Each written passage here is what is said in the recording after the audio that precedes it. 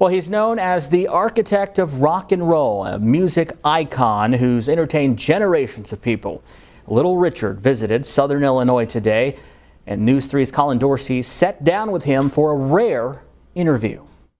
It's his first television news interview in years. This music legend only sitting down to an interview with Danny Shelton of Three Angels Broadcast Network once before today.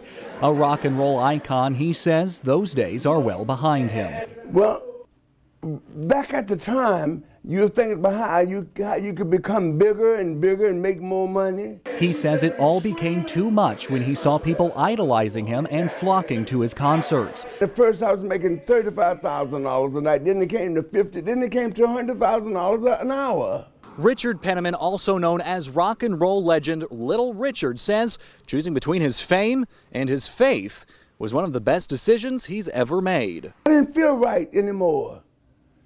I would sing and do things, but you know, I wasn't a part of the in crowd anymore. And he said he started getting concerned about his place in the world.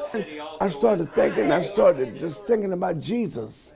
I started thinking about the world was going to end soon. All the trouble of the world.